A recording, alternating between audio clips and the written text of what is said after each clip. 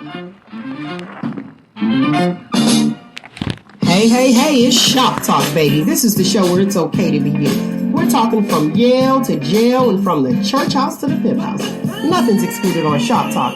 So if you don't have a phone, I suggest you borrow one. Call in and voice your opinion live every Saturday morning from 10 a.m. to 12 noon. Yeah, that's right, 10 a.m. to 12 noon. Don't forget to Shop Talk with your girl, because right here, we keeps it real.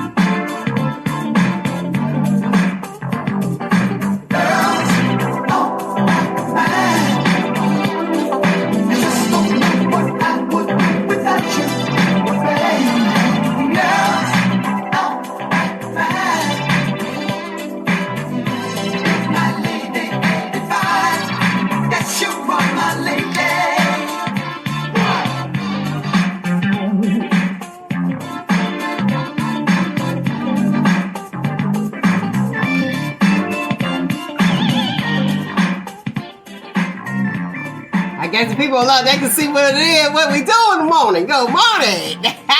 Chocolate strawberry cream. Y'all already know that's the topic. That's the topic. Chocolate strawberry cream. What is up? We gonna jump right into this. Good morning to my lovely people. Let's get some housekeeping in the, out the way rather. In the way. We gonna put this housekeeping in the way. Hey, make sure you guys subscribe to the YouTube channel. Comment. That is important. Comment.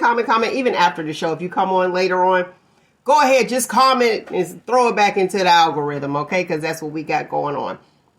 And I want to give a shout out to my lovely people who donate to the station. And for those of you who will donate, I truly appreciate you. Thank you very much. Happy birthday to one of our sponsors. It's a Wrap Clothing. Yes, It's a Wrap Clothing. Y'all got to check it out. It's a Wrap, not rap, R-A-P. W-R-A-P Clothing. That's where I get a lot of my merch from. I was trying to see what I don't have no... Look, I ain't had no clothes enough over in here. My vest and all that good stuff. I got to get it to you, though. So, shout out to him. Shout out to you. Happy birthday. Happy birthday to all the people. Happy birthday, Jerome Franklin. Oh, y'all, just do your thing. Thank you. Your girl appreciate you. All right. Shall we get it started? Shall we? Shall we? Yeah, let's do it. Let's do it. We'll do that. We're going to get these hot topics out the way real quick, but it's off the chain. I named the show today Chocolate Strawberry Cream. Girls, oh my mind. Yeah. Yeah, that part. You know what it is. You know just what it is. Listen, though, check this out. I didn't know it was like, why is this still a thing? The competition.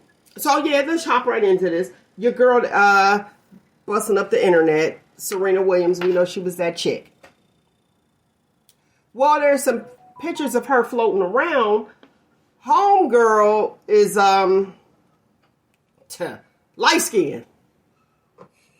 Yellow.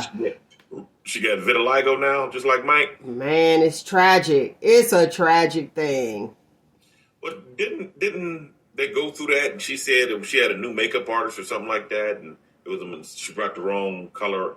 I don't know. I think she explained it away.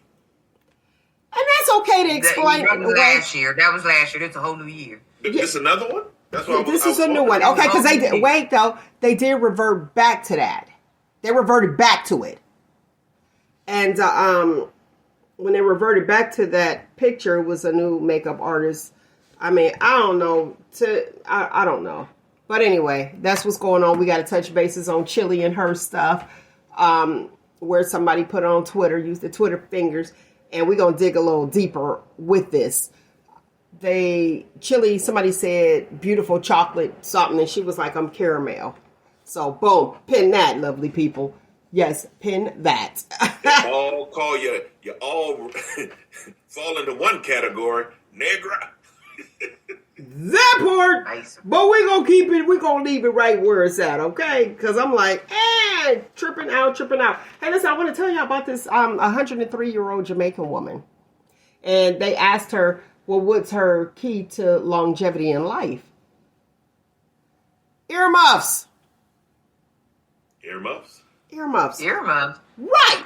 Yeah, you'll be like, oh, okay. So you know your girl went and bought some earmuffs. Make sure I had some on deck. Earmuffs. She said even when it's cold. When it's cold, wear the earmuffs. That's what she was saying. Like when the wintertime comes, you know, some people, they don't wear gloves. They go out there. We rock the hoodies and call it. She said, just make sure your ears are covered. And then I started digging a little deeper and deeper. And it was a lot of older people that said earmuffs. Keep your ears covered. There was one young old lady. She's a white lady. She does that. What is that called when they be going into the beach in the water, swimming in the wintertime? Oh, polar bearing. Yeah, crazy stuff. Listen, she does that every year. But guess what she had on? Earmuffs. And she's like 100. I'm thinking of like, okay, it keeps the heat in your body. What? I don't know. See, that I gotta go a little bit more deeper with that because that's where I'm at. Because we usually lose our heat from our head and our feet. Right. So I was like, okay, make it make sense. You know, come on, let's figure this thing out. That's where I'm at. Where is it? Shop Talkers, I see you guys over there. Have you heard of such a thing? Go ahead, Nick. What you got? You know what? My great-grandmother in 2001, my great-grandmother died at the age of 107. Did she wear earmuffs? You know, I'm going to take a picture of the obituary and I'm going to send it to you so you can post it on the page. 107. There was a gang of us. They lost count of the grandchildren, great-grandchildren. Okay, did she have earmuffs though? That's what I need to know. She was in Mississippi, so I couldn't think. See, that's what I'm thinking. That's what we at. We on the earmuffs. Let's stay focused. But that's amazing to be 107. Earmuffs. I'm thinking, oh my goodness, earmuffs? Yeah. We gotta figure that out. Yeah, because we can't just, that's crazy. You can't do that. So we got to see, you know. I'm like, shoot, I know that I can go outside in the winter with a small jacket on because I keep my head covered and my ears covered. So your ears covered. Yeah. So okay. So you're gonna live a long time. That might be it. With the agitator attitude. That might be it. That's a good thing. Oh, I better get right then. Yeah, keep those ears covered. John B, is he coming out with a new album? What we got? Do we want it or not? Yes. Yes. He's a true singer, John B. Yes, definitely. Okay. Definitely. Mel, where you going with that? I'm going to the left. I'm going to the left. Man. So. Don't sleep on John B. No, John B was cold though, and then he just disappeared, and it was like, what happened to John B? Then you had the other cat that got nervous with what's his name? Pharrell. Remember? What's the white dude? And then they redid. I can't even think of his name. Neptunes, out of the Neptunes. I know. Yeah. Then Pharrell was like, they was like, he was like, hold on, no, about to get sued by Marvin Gaye's people. Remember they did that little line dance, the white guy. Yeah. What's Thicke? Robin Thicke. There we go. I had girls in my head. So you got Robin Thicke and you got John B. And John B was first, but they could sing. And we was cool with that. Yeah. Now let's go to the rap game. Eminem, phenomenal lyricist to me all day. Yeah. He don't get the street credit in the hood though. I don't know why. He's still known as the greatest. Ain't nobody going up against him. Interesting, right? Because I was like, and I started thinking back, I was like, you know what? I don't think I ever heard nobody was like, oh yeah, that's that Eminem. That's that, you know, we was just rocking right before, you know what I mean? At the beginning of the show, we played music. Eminem gets you in the mood. I don't mess with him unless I want to be in a certain type of mood, but he makes numbers. He sells units. So Okay. I mean, I can't see nobody going up against him. And they'll tell you in the industry, that's a bad boy. He's cold. He's cold, but it's like, what's really going on? Like, do they get the credit that they need? So John B, we here for John B. Mm-hmm. All right, we know Usher did his thing. So I'm trying to rush this. Usher did his thing for the Super Bowl, all that good stuff. And then now they have pictures of him with Russell Simmons, wherever they at. And I said that the way I wanted to, wherever they at. Do you think that's tarnishing his career being pictured with Russell Simmons with all this alleged mess going on? I don't think, no. I can't see it being a plus. Mm-hmm. You know, I'm not saying, it dampened it or anything, but I don't know how it's going to be a plus. Who knows? Russ might still have plug in so he can get another concert or another tour or something. Who knows? All right, what you think, Nick? Why would it? People still rocking with R. Kelly, and we know what he actually did. It wasn't alleged. So why? Okay, here's a question. Who's worse, R or Diddy? No, we're not doing that. We staying focused where we are. So, and I'm with you. I saw where she said, no, I don't think that. I think if I'm your friend and say y'all get into some mess, and I just say, okay, well, society is upset or the public's upset with Nick or Nate, so I'm not going to connect myself with them, but I'm already connected with you. So do I just say, we ain't cool no more because of what you going through? Or do I come through in your time of need? What'd you say? Especially in your time of need. You should never flake on your friends. If you're a true friend, you would never flake on your friends in their time of need. You would do what you can do to have their back. Okay, what's your thoughts, Nate? I agree with Nick. It ain't that bad. It's bad. I feel like that. Now, here's the thing that really took me, though, honestly. He said he was dealing with what he's dealing with, and then he looks up, and this is who was sitting at the end of his bed.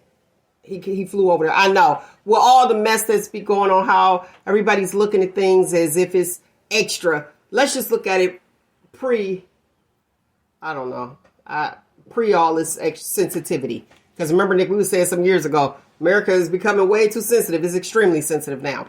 So he goes over there to see his friend, and Russell posts it. That's where the thing is to me, like, okay, you know, smart man, you don't post normally, but you post that Usher's there, what, to pull him in or to say, hey, he's a true friend? Because he's right there, so you could just tell him that. You know, it's sad that we have to sit here and think about it. Well, we just say, oh, they're chilling. Now we got to say, hey. Right. Oh, really? That's sad. It is. Guess what? That's their business, though. I don't care. But okay, let's remove what society has placed in our head to be the first thought instead of that's the homie coming to check on his friend. My thing is, Russell, why would you even post it though? Like, if I know I'm in some mess, I'd be like, thanks, I appreciate you coming. I don't know if I will be posting that, especially because think about it. Do Russell post like that? I don't know. Not really. Like, boom, not like the other people. But anyway. Well, he might be saying, hey, I still got friends out in the game. I'm here with my boy Usher, you know. It's too many choices of what you can believe. Isn't that something? I just leave it alone. Isn't that something? And it's sad that we got to be that way. Yeah, we got to look at it 800 different ways before we react. Right, just like they do with what's her name? Beyonce now. You see the internet is trying to turn on Beyonce. I say trying to because, you know, you got to be high. Yeah. Why? Because of the country music? I don't know what's happening where they feel like, okay, you got Jay-Z and, you know, the House of Cards. everything is happening. Boom, boom, boom, boom, boom. But now it seems like they are going with B now and having her with her issues and how she is. That's okay. I got to read this comment. Cornell Stevens said, we in a social media society, when you want things to get out, you go to social media. See, that's why I feel like Russell did that intentionally. I do. Like, if this is my friend, this is my friend. If you're on hard times and you down, especially mentally, you may not be able to, help them out financially, but you need to be there with your friends. Now, if your friends is going to cause you harm, direct harm, let me say that, I'd be like, listen, you go in a whole different direction. I don't agree with you. But the sad thing is social media, air quotes for the listening audience, has determined that Russell is guilty. So guess what? I'm not going to be his friend. No, that's his friend. And he's not even guilty yet. Or, what's the what? Are you their friend or are you not? And why should I take the judgment of people I don't know, to make a decision based off somebody that I know? Go ahead. Hey, they say, hey, don't judge people unless you want to be judged. I'm like, hey, whatever floats your boat. Hey, they're together. Okay, all right, well. I mean, what can I do about it? It's tragic. To me, it's tragic. I'm like, Usher did his thing, so what? Yeah, he got married. This is a pivotal time in his life. But I just feel like, Russell, why would you even do that if you kind of know that? But, hey, I'm glad he's still his friend. Yeah. And it's like, this is what we going to do. We going to rock. We going to rock. Be it quiet or not. Because I didn't even know him and Russell was that cool, to be honest with you. So I guess Russell kept it quiet a long time. Right. Look. And let the church say, right. Look, just give me a right. Oh, Beyonce. Did y'all know, what's the name? Little Chloe? The singers, Chloe and Haley? Mm-hmm. Well, they signed with Beyonce. They got a good hit, though. They signed with Beyonce, but the problem is, she has, her company is called Parkwood Entertainment. So y'all check that out. But here's the issue that's coming out. I dug a little deeper. Found out that she paid them, those two little girls, $1.5 million for 6 albums for 5 years and 50% of all the profits. Is that good or bad? It's terrible. 5 years, 1.5. That's all. That's terrible. Bye, Beyonce. No. Wait a minute. Go ahead.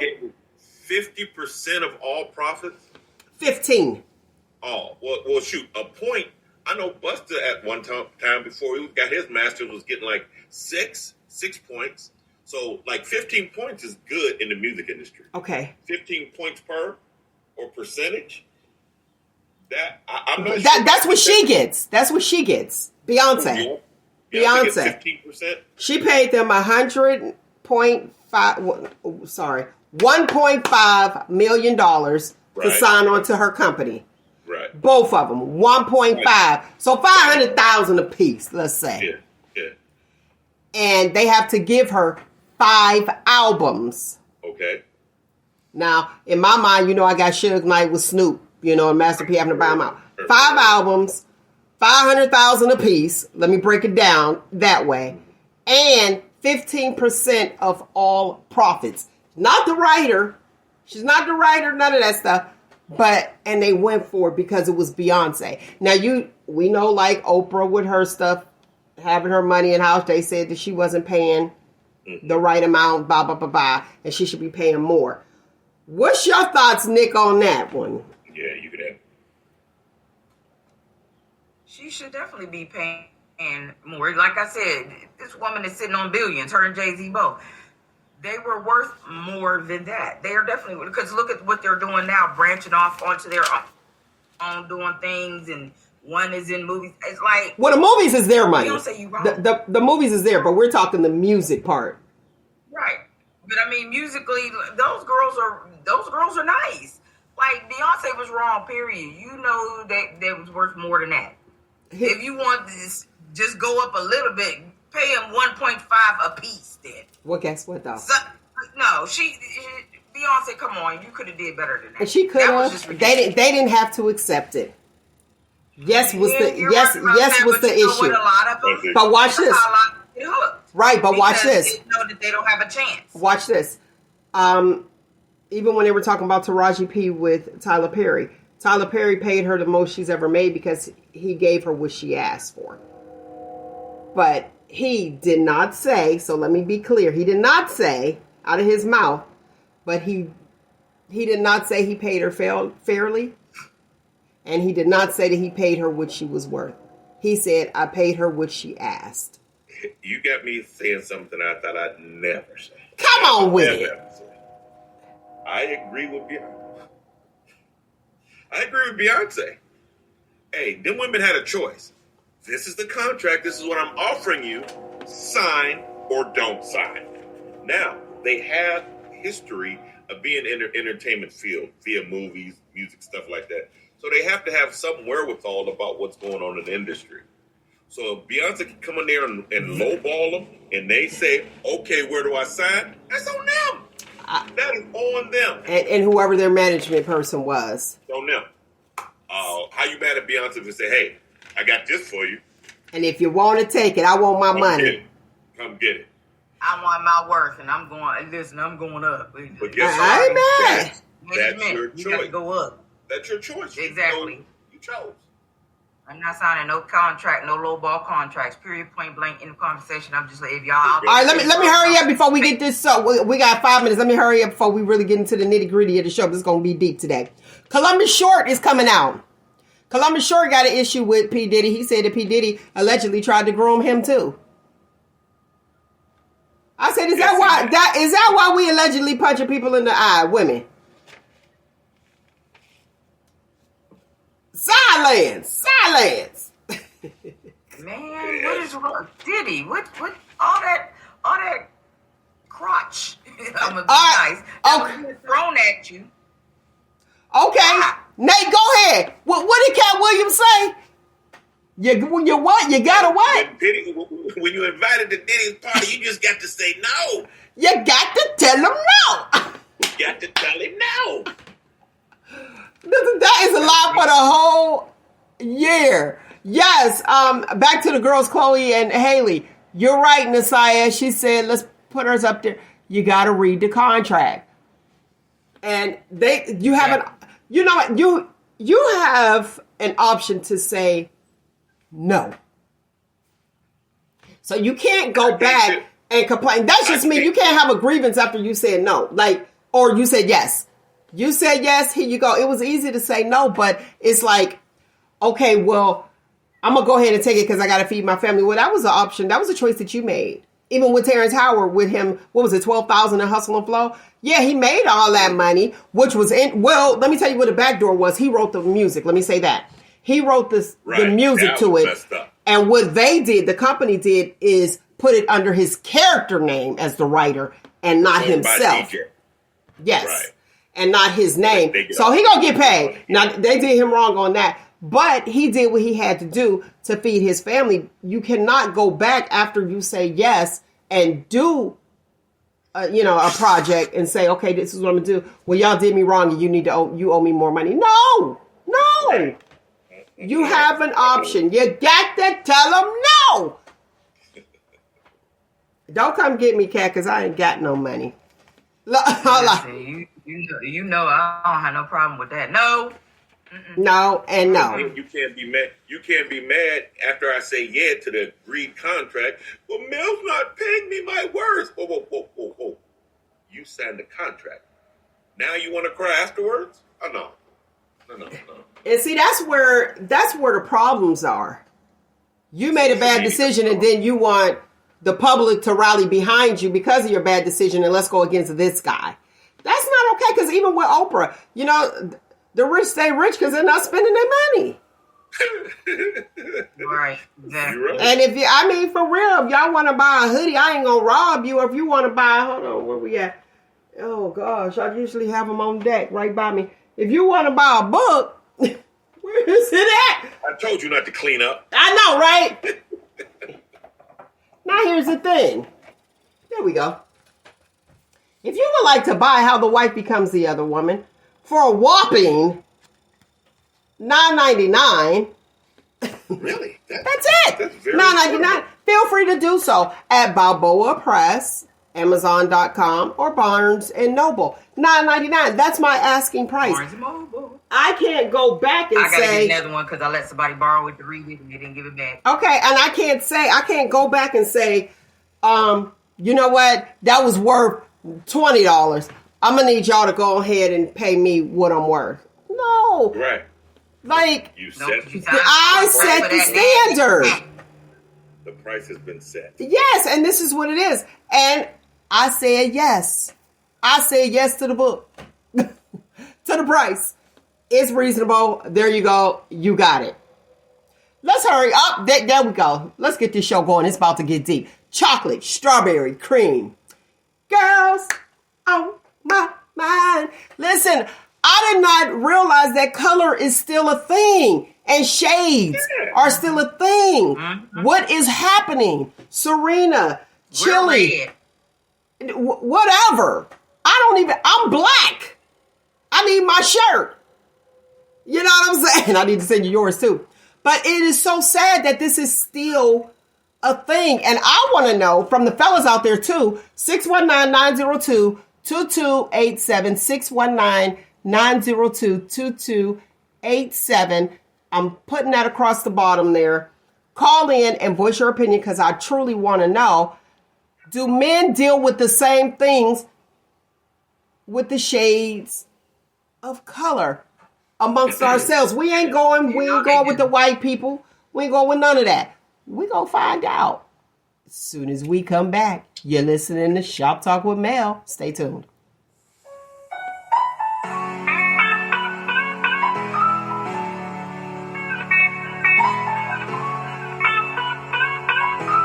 Everything that happens is motivation.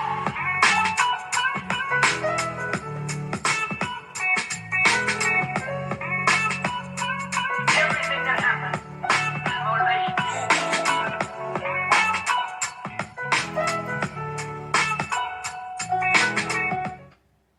Alrighty. Is this a thing? And why is it still a thing? I guess that's the main thing. Why is shades of color amongst ourselves a thing? Why is that? I have It's no always idea, been a but thing. it's Because you always know, been We know it's always been a thing, but why is it a thing? But why is it a there's always thing? been this body line against the chocolate brothers and the light skinned brothers. All them pretty ends and I them don't listen to the Barge or Slick, any of them to this day.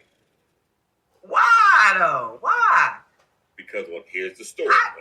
Wait, I want to hear you. Go ahead. When I was a child, the DeBarge was out. When I was up, I smelled girls at that age. DeBarge was out. And I was the darkest thing in 3 counties. So I wasn't no big lip booty scratcher and all this stuff, Blackie, Skillet. African booty scratcher. I remember that one. That's a classic. It's a classic. Yeah, I was that too. So I couldn't, and I lived in a neighborhood full of girls. But I had 2 neighbors who was light skinned and they got all the places they was light skinned. But me, I had to go back in the tunnel and hone my skill. So preference. But if we're gonna say it's preference, why is there an issue? If he likes this, why are other people upset up at her or at him because of the way that they came out? Because that's social media hurts it even more. We didn't have social media back then. Like what Nick was saying, it's always been a thing. In the neighborhood, Mel, you dating Nate, that black booty scratcher? How you gonna date that dark blah, blah, blah? And then you like, oh man, people don't like my dude. So public influence? Peer pressure is stronger than what's the word you just said? Public influence? Yeah. Peer pressure is a lot stronger. You won't date me, even though if you like me, because peer pressure, all of your peers and friends and stuff like that is saying he the blackest thing since coal. He uses coal as lotion. stuff like that. So Dang, I ain't never heard that. You had it like that, well, Nate? I made that one up myself. Oh, okay. I'm But, like, they didn't give me that one, but it was cute. The one I got is "You Leave Fingerprints on Coal." oh, that's the one you got. No. And not look, and now you shining bright like a diamond. Well, hey, after everyone knows when New Jack City came out, and when he switched that blade and said, "Sit your black ass down before I make change," I was like, "Ooh!" The whole theater shook. When I walked outside, So you said, "Cutie." So Nino Brown. So you saying Nino Brown changed the game for the dark skinned brothers? Was the moment. That was the exact. I walked out of the studio and they were like, "Hey, cutie," and I just kept walking. I didn't know they was talking to me because I wasn't cutie before I went in. But after Nino Brown, praise his name, Nino came through and did that. Bam! We was in. Wow. Wow. Thank you, Nino Brown. Thank you. I was just boy crazy. I didn't care what color you was. Well, yeah, black men. Black men, I didn't care what color you was. I was just boy crazy, period.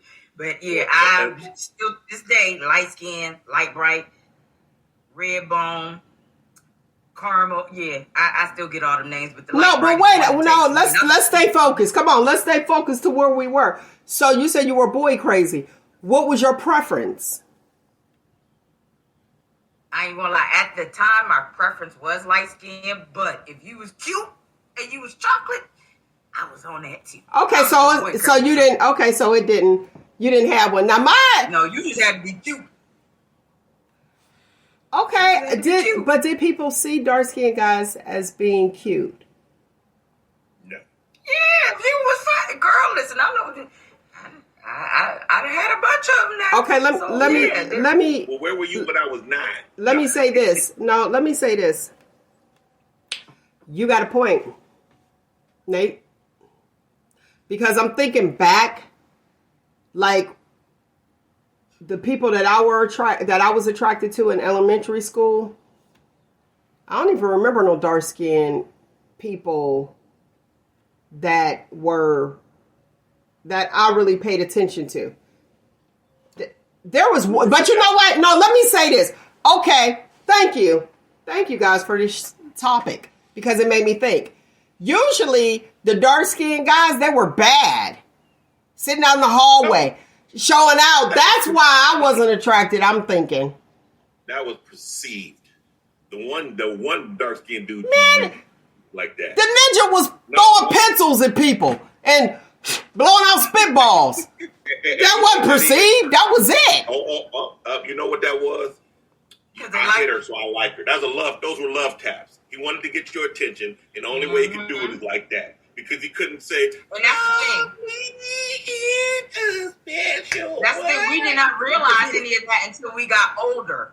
Especially with some of the guys. Because some of the guys, you know why I used to pick with you all the time and pull your hair and this and that? Because I liked you. And it did not dawn on me. Those that really picked on me, want to pick. They like, and I'm like,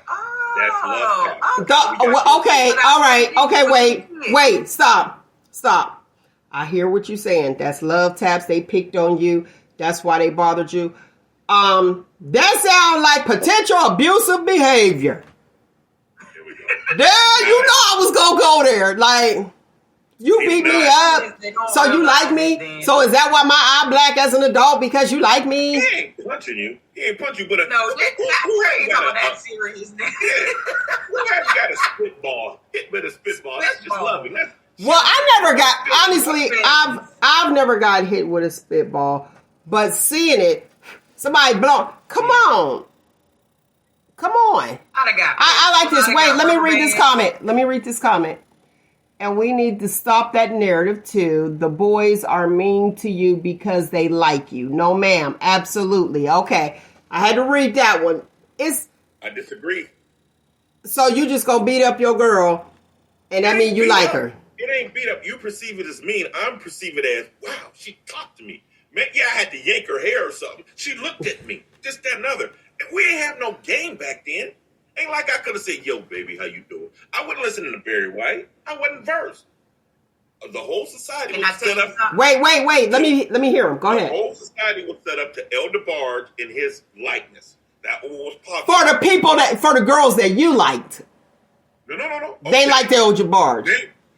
Name a group that you thought was sexy in the DeBarge era, other than them. Other than Michael Jackson? Oh, you said group. What group? Or Michael? I give you Michael. I like the old Michael. The old Michael. Yeah, but guess what? Michael didn't like the old Michael. Mm-hmm. He listened to El DeBarge and seen all the play they was getting. So Mike said, yo, let me lighten this up and I can get that play too. Let me get my hair like the DeBarge. That was a good one, Nate. That was a good one. You brought it right to me. Ready for the world. That's a different era. They came later, Nick. Ready for the World came later than El DeBarge. Yeah. But listen, as far as the light skin, listen, that thing with the dark skinned boys and light skinned boys, guess what? Them light skinned ones was the ones that was whooping their girlfriends' tails. Because they were feminine. Because and on top of that, it was always a competition, always in the mirror and everything. It was them light skinned boys that wanted to put their hands on you all the time. Competition. I was dating this light skinned dude. Competition. I was dating this light skinned dude in school. I was so mad. I had a Chevette. Back then, you had to go to like you know how you had that glue that stuck to your window for the rear view mirror? Broke up with him because this cat done grabbed my rear view mirror. I'm driving, looking in the mirror, and the whole thing fell down. Over. He was a light-skinned dude. Yeah, of course. Yeah, I had to lie on my accolades. I had to be an athlete. I had to do other things to get attention because just my looks wasn't going to do it because, I'm skillet. I'm this, that, another. And it marked me for life. These, they were probably were that big when I was a kid. And I was big lip, everything, this, that, and that. But you grew into your looks. I did. But look, don't they? But guess what? Now people are getting the Botox. We had Kayla on. Yeah. So this is the look that we going for. So now it's an okay thing. See for free what others must pay to see.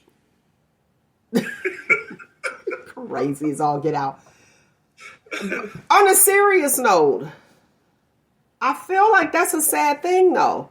And it affects you as an adult still? Yes, and it's worse for dark-skinned women.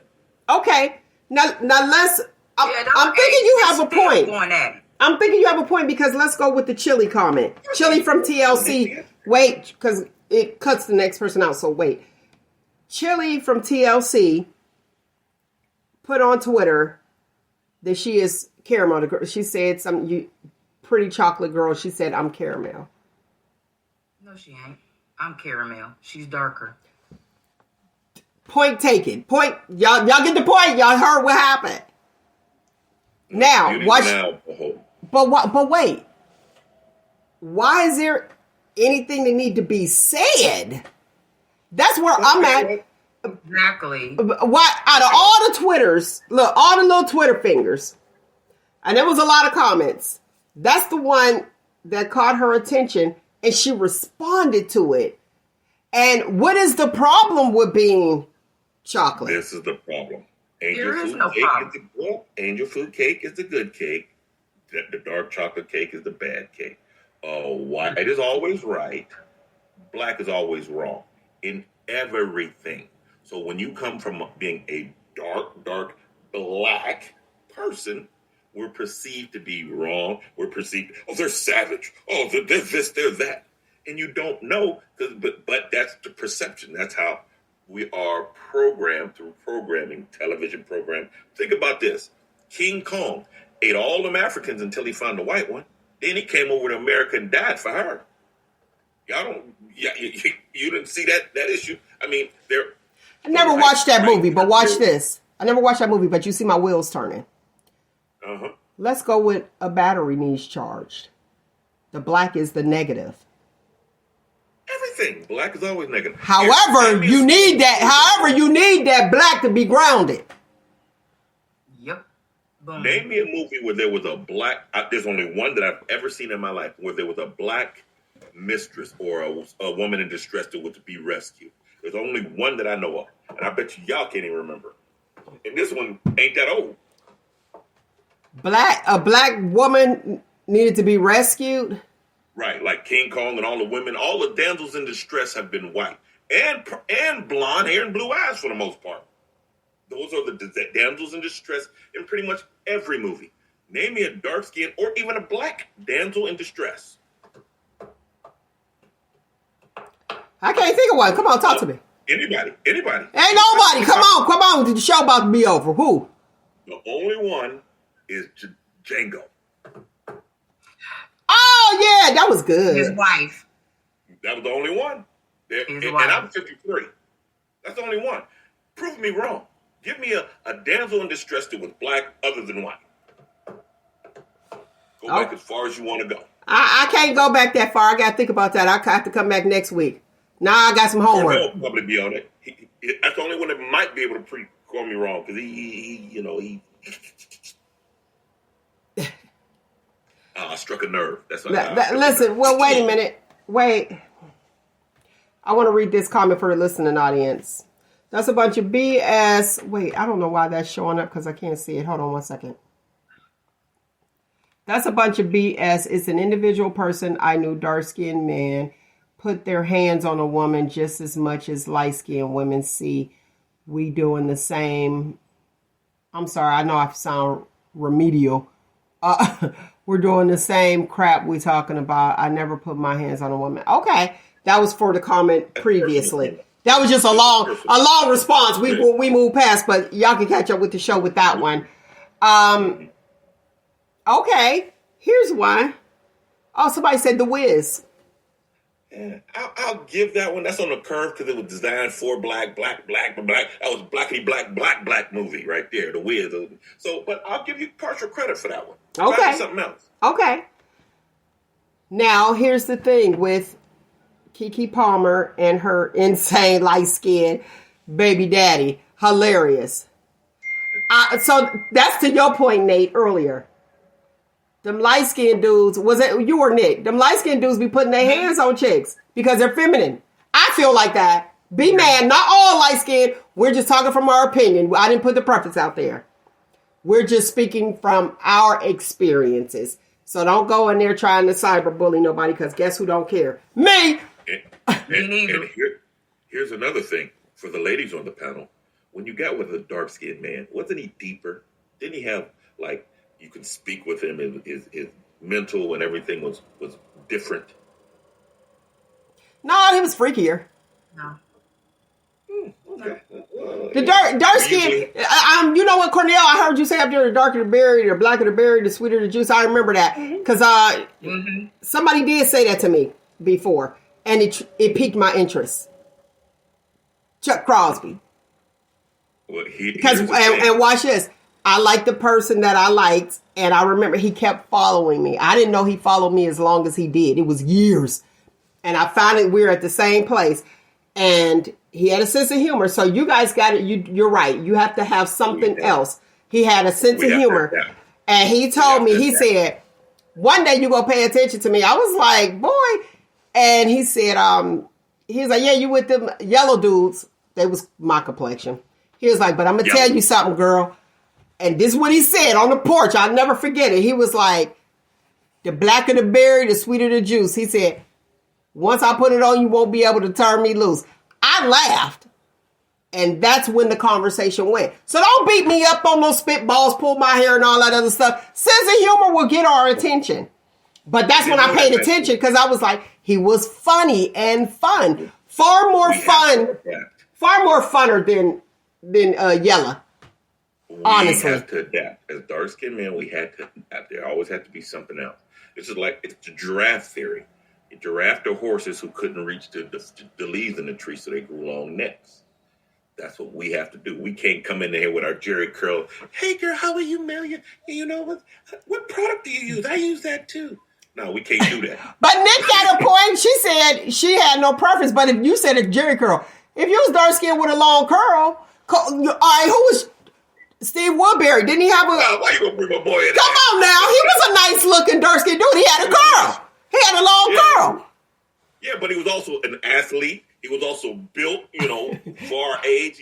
It was a lot to him. It wasn't just a long curl. But I'm telling you, like that's my best friend. One of my best friends. And I tell you, I met him in the 7th grade. And from the point when I seen this dude, I mean, I didn't think he had the traumas I had. Being dark and he was cool, I was like, man. And look, my last name is Woodard and his is Woodbury, so he was right behind me at all time. Mm-hmm. So we grew close. But I mean, the way he carried himself, I was like, man, I'm still a fan of that dude. And I mean, no homo, but that's, So like everybody knew you. You were that dude. Athlete. But wait though. I don't think you knew though, because you ain't look like you look now. You was a nice looking dude. You was built.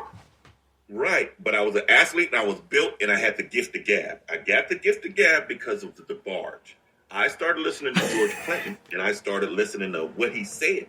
And I started picking up my vernacular. And I know how to spit. I'm sweet on the mic. So that was my power. But you had to get close to me for me to kill you. I kill with knives. I didn't need light-skinned dudes. You see him in the corner. Oh, he nice. And he sit over there, pow, and he'll shoot you. You had to get close to me to know me and my value and my power. So now that you're close to me and you hear me speak, and you see what I'm about, then, oh, wow, back then I was built and I had a couple things and I was an athlete and popular. All of that package had to grab you. Because it'd have been, oh, you were that dark-skinned dude? Oh, that's Nate. He cool. But I had to build that up. It wasn't, look at him. Oh, man. He got on the fresh Converse, or he got on, Okay. Just that Now I'm gonna flip it to, yeah, you do have to dress nice. Me and Nick, I think we had this conversation. If your baby ugly, please dress your baby nice. So we can't pay attention to the look. I think we had this like a long time ago. All right, let's bring it to the females. All right, Nick. Do you ever remember, because we all had somebody that was dark skinned in our crew. In your closet. Look in your closet. Do you ever remember a dark-skinned friend not getting to play when y'all were out? Like you had your group of friends. Are you talking girls? Girls, yeah. That's why I was talking to Nick. Yeah. Yeah, actually, I did. Like certain friends. Now, my best friend, no. Shocked that she the one to call me. She the only one to get away with calling me light bright. But when we would be out, they would be flocking to her because she had a nice body and everything. But like other friends, yeah, I do remember like the dark skinned one being in the corner, like doo doo doo. Okay, everybody got somebody talking. She holds the purses. That's my drink, girl. You said she held her. I was the purse holder. Because you were a prude.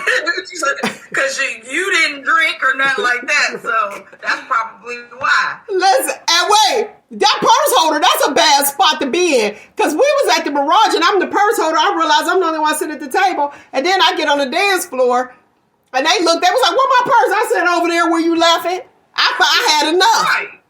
Why I got to be the responsible one? That's funny talking about some she the purse holder. I did not, look, you know what? I got to say, a lot of it, believe it or not, I think stems from the home front. And the reason I say that, follow me here, with this whole light skin, dark skin thing, because I don't share that same sentiments. I don't have that experience. And I got 23 first cousins, and we're all different shades. And honestly, I've never seen anybody in my family get mistreated because you were lighter or you were darker. Or my grandmother, she kept us every weekend. Every weekend. And everybody was the same. But that's grandma. And watch this. If one person did something, everybody got a whooping. I wasn't even there. Like, there was no difference. And I gotta figure, because even like, if you know me, you know my sister. I didn't say anything that was like, I wasn't being mean or malicious, but I used to call her Pastel. And she know why. And y'all know why too as an adult. Yeah, it's crazy. But I used to call her Pastel. And it was just like, hey, get out of here. But there was no difference. However, I That did was in have your individual house. That was in your home. Your grandmother never said anything to me. You understand? right, That's like where you came. But when you get outside that door, those rules don't apply. I understand it, but I feel like a lot of this is just me. I just feel like look, hey, and you call me Pete. That's funny. For the listening audience, my sister commented. She was like, "Man, leave me out of it. You call me Pete." But for real, it's more so. I think that this. Call her Pete. I let her share that. My neighbors called my brother. Yeah. They used to call my brother Pete the Pup because he had the Pete the Pup shirt that he wore every single day. Oh, you should do that. But I just feel like situations where you have an issue that the outside entity could have.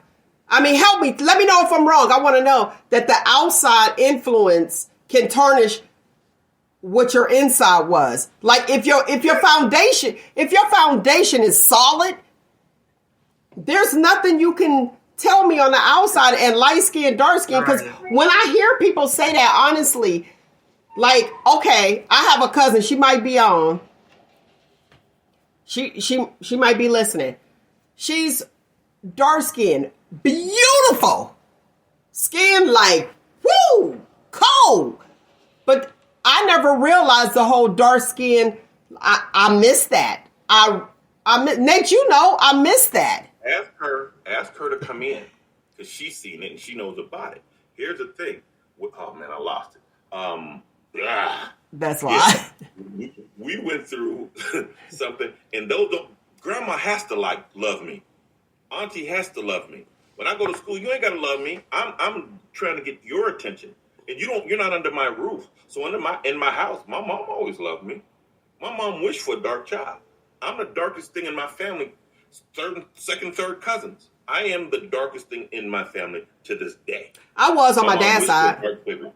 My mom wished for a dark child, and she got it. My dad said, "Hey, don't wish for no more dark babies." But my brothers are lighter than me.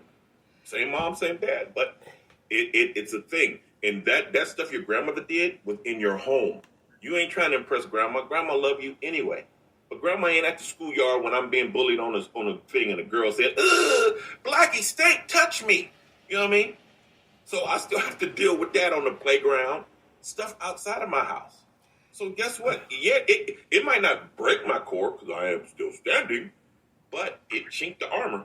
And like I say, you get a dark-skinned girl on this panel. I bet you she'll be like, they did that to me too. Oh my God.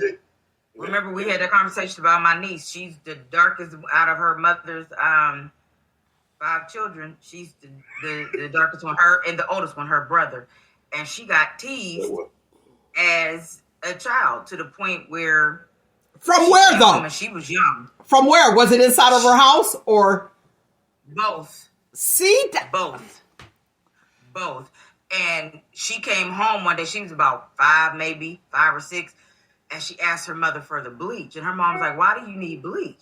And she was, "So I could scrub my skin. I want to be light skinned." And when they told my mom flipped completely out. Because my niece looks exactly like my brother. My brother is darker, the darker one. So my mother flipped completely out. But yes, she got bullied both inside the home and outside the home because her mother had admitted when she was younger, and her aunt said that her mom used to tease her brothers and sisters because she was the lighter one out of all of them and they were darker. And her mom used to say, "I never wanted no black baby. I ain't never want no chocolate baby." And then her oldest one was dark, her only boy. And then she had my niece, after the 2 light-skinned ones. But my niece was beautiful. And she, but her older sisters would tease her and call her black. And see, that's where it stems from. I got to love her to death. Okay, I want to hear, Nate, I want to hear your story. But wait, I have to read this. Renee Royalties, she says, they used to tell my daughter because she was dark-skinned that she was dirty and it used to mess with her ego. That would. I tried. Go ahead, Nate. my parents and everybody were always in my corner and they always supported me. That's not the part I'm talking about. But the part I'm talking about is I wanted to bleach. I wanted to drink it because I thought it used to make me look better. And my mom was telling me, what? I said, it'll make me look lighter to wash the black out. And I'm like, I'm thinking like this. So I'm saying 8, 9 years old. Well, let me see. Sleepy next door. I might have been 6 or 7. But I knew it back then, the difference between light skin and dark skin.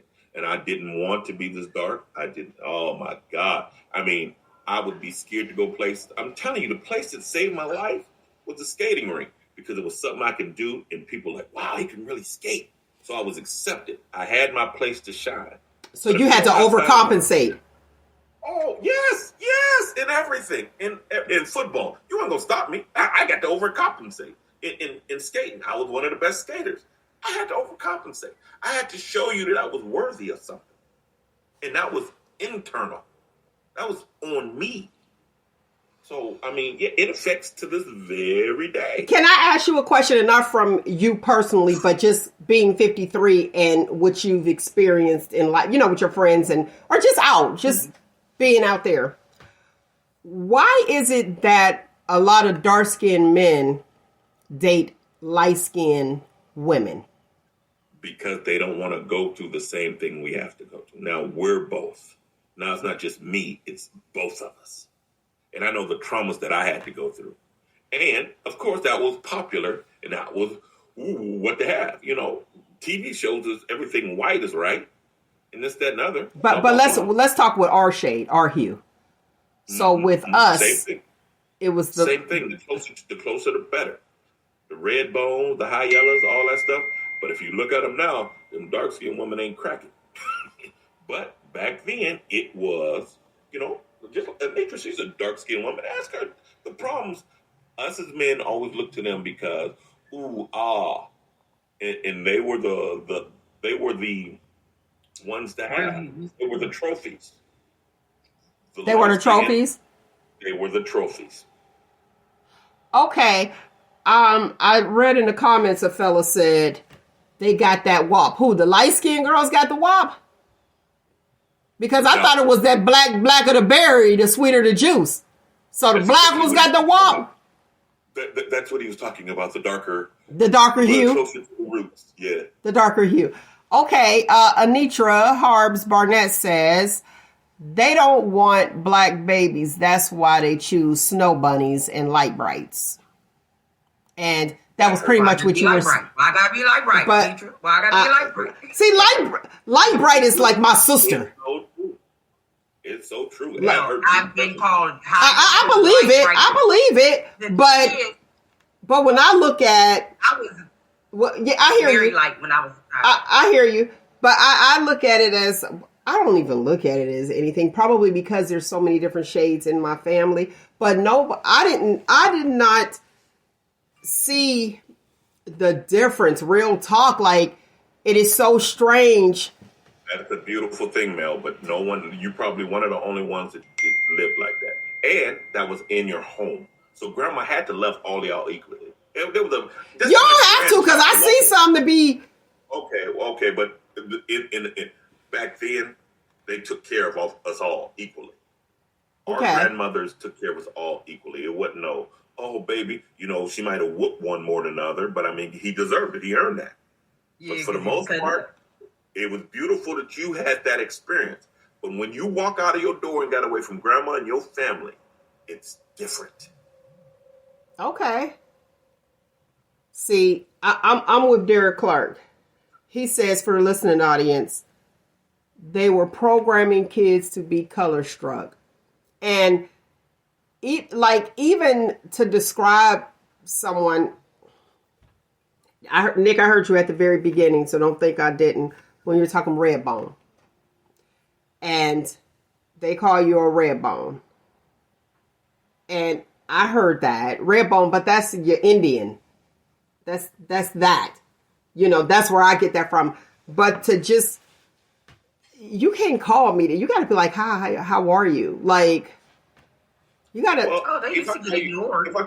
They But I definitely mean, got if- ignored. No, I'm not saying that with you. I'm just saying just overall. Go ahead, Nate. I want to hear what you had to say. if I'm calling you that name, I'm either trying to grab your attention or I know you. That's a term of endearment. You know what I mean? I'll take that other than skillet. You want to trade? Would you like to trade? Skillet? I would like none of it. Okay, so what a guy call a chick skillet? What you say? Don't call me red bone. Well, I'm like, what a guy be like, hey skillet, y'all gonna call a chick, hey cast iron. This lady, but don't call me red bone because many of them got cussed out. Who are you talking to? Like, yeah, don't do that. Cause Now, what about? That's about how you feel about being called skillet. Now, I do know, I'm guilty. Where like my homegirl was. So let's take it back to what Carnell Stevens at the beginning of the show and yourself, Nyk the Agitator. That when we were talking about the influences and you said peer pressure, I remember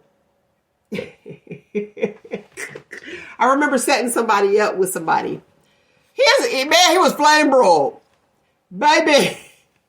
However, I did warn her. I was like, well, because remember back in the day, see, we didn't have social media, so you didn't see the person, but you could talk to him on the phone. Hey, hook me up with your friend, blah, blah, blah, blah. But what he look like? Flying broke. You wrong. And that was it, right? You're like... Oh, she was right. But I was right. That was my description. Guess what? Adjectives will take things to a whole nother level. Go ahead. If you slipped up and gave her the phone number and she got to talk to him before she seen him, too late. She on the hook. Then we can spit.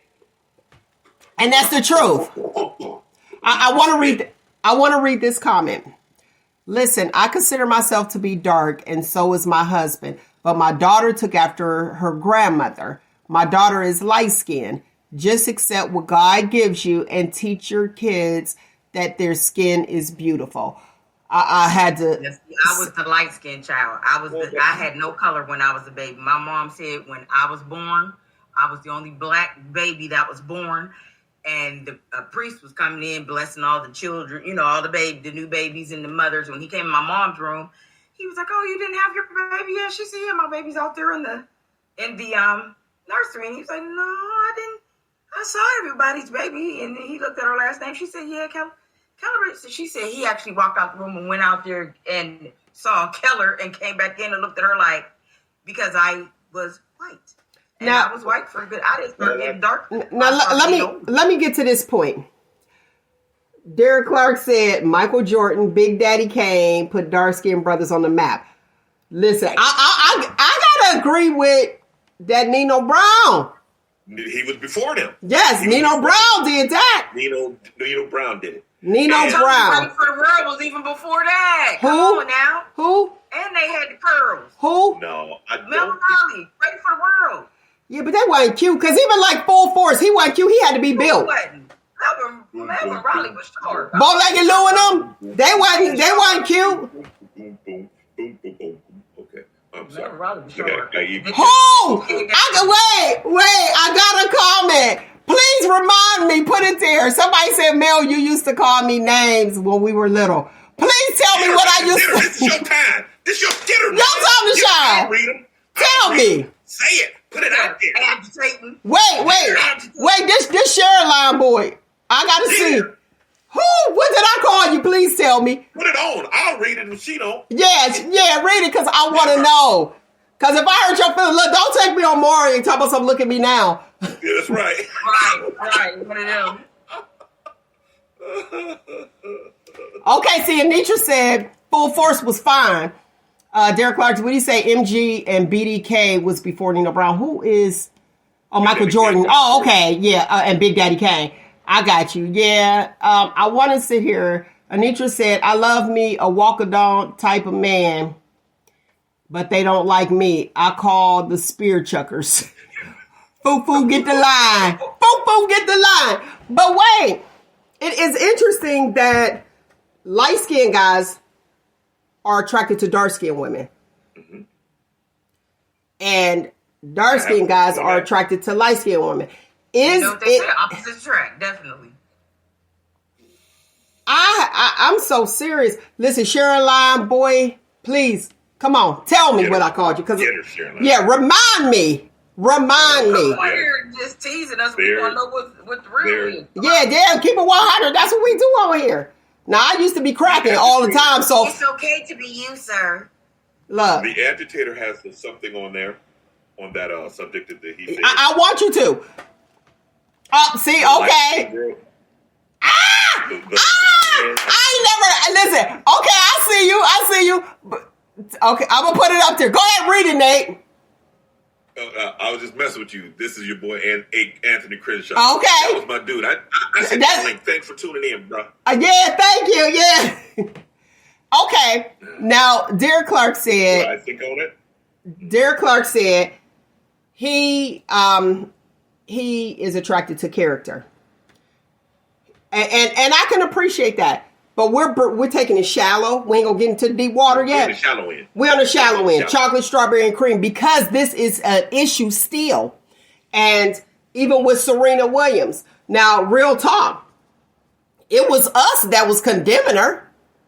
Mm-hmm. It seemed when she was out there doing her thing. I was happy. It's a black chick on the tennis court doing her thing. Wooty-woo.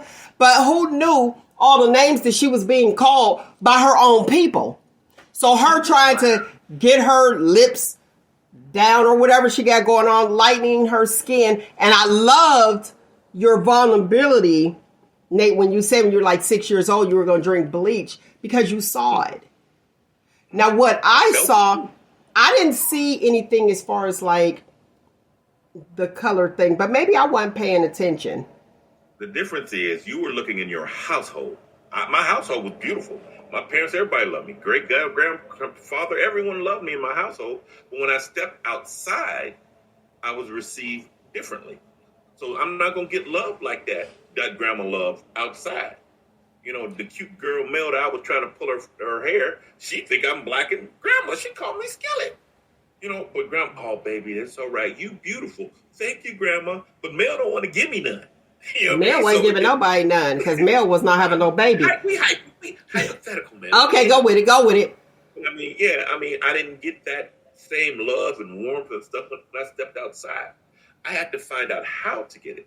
And on the comments about the dark-skinned dude like the light-skinned girl and the light-skinned guy like the dark-skinned girl, if you look at it, now this is a natism. The light-skinned guys are used to being treated and taken care of.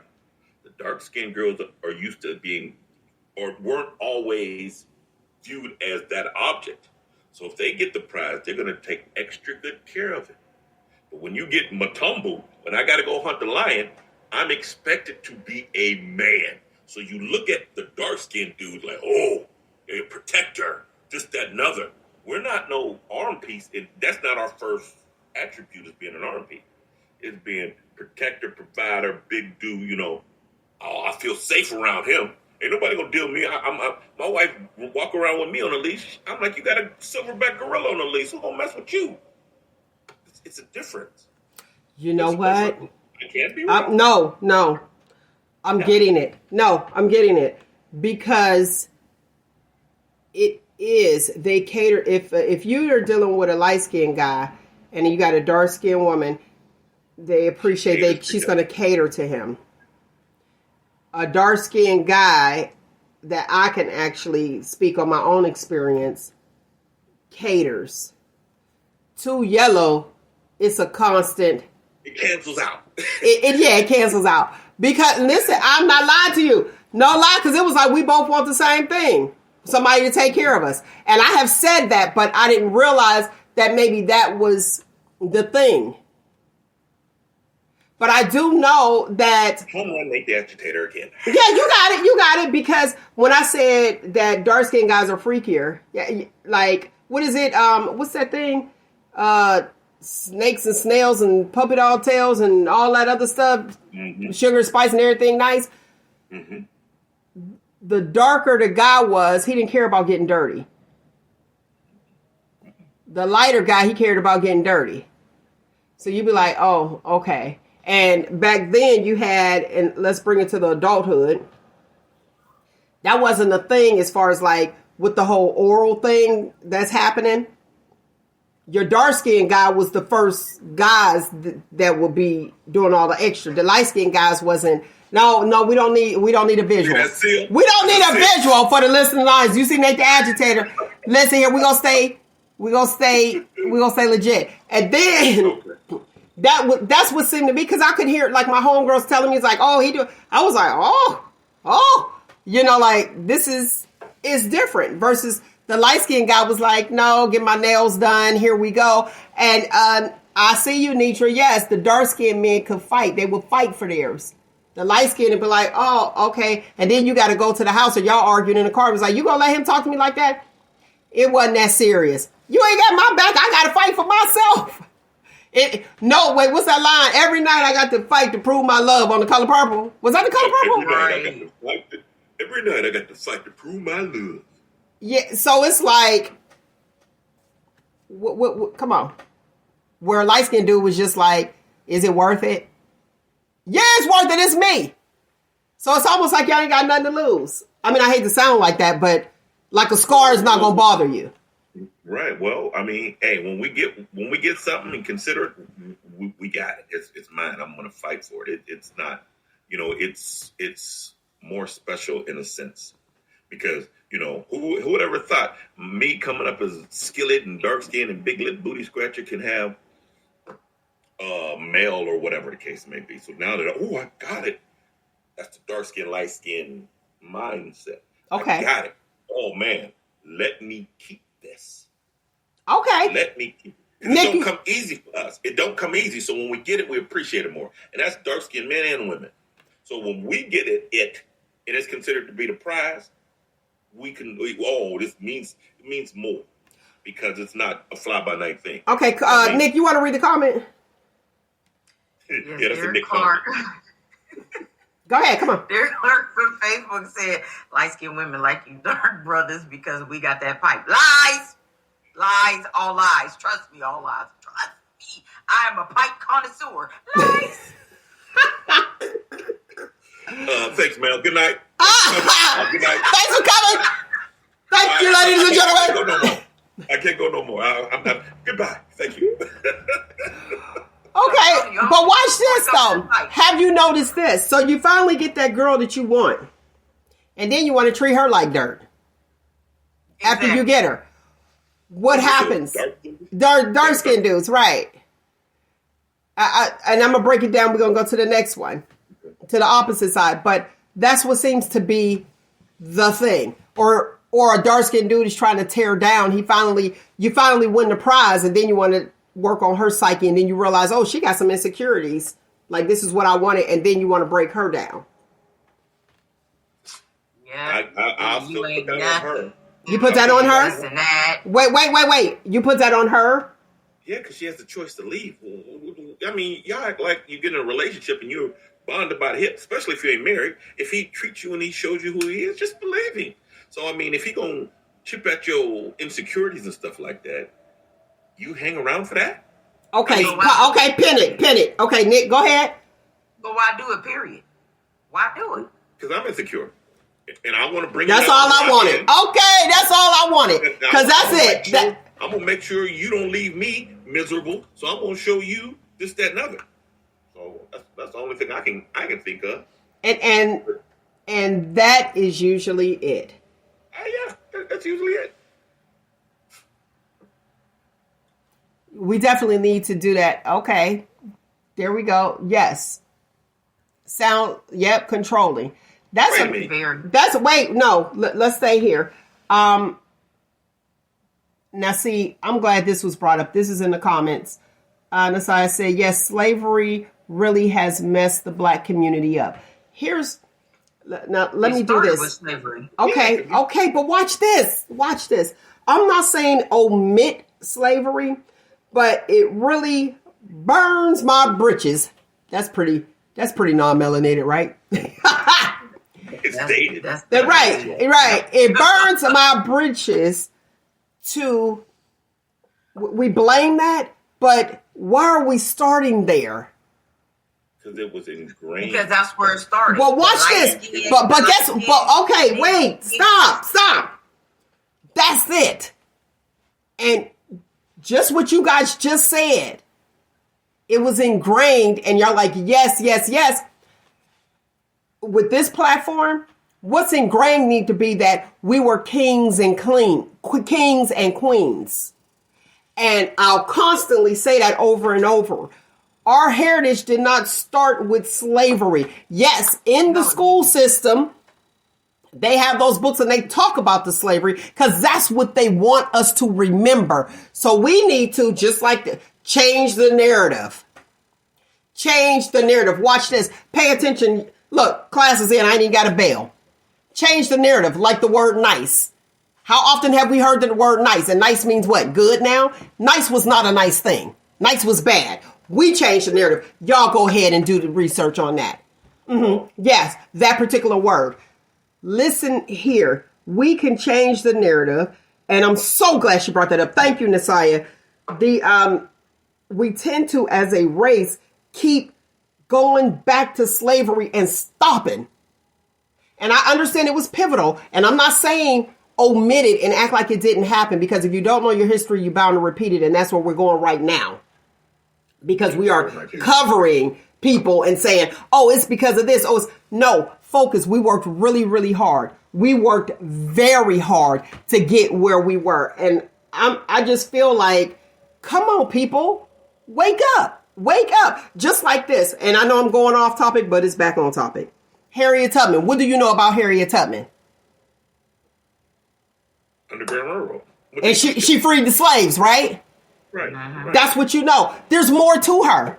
She was so, wait a minute. Yes, she was the first spy, but she was so pivotal in our right to vote, the female right to vote. Now I'm going to give it up to the non-melanated Susan B. Anthony. Do y'all remember her? Probably not, but that's all right. She was a white woman. She did too. She was the very first woman to vote. Watch this, was fined because she voted and never paid the fine. However, if she was black, we know she would have been arrested and all that good stuff. Ida B. Wells. See, these are people that we need to focus on. These people fought against, Ida B. Wells fought against lynching. And look where we are right now. So those are the things that need to be actually taught. But listen, if you don't know, you don't. If you don't know, you don't know. And yes, I'm not.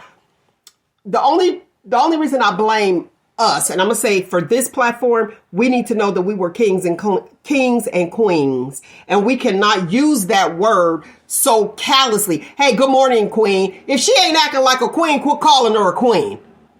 Good morning, king. And I understand willing good thoughts. I understand that speaking things into existence. You're a king, my brother. Well, tell him you're a king. Pull your pants up.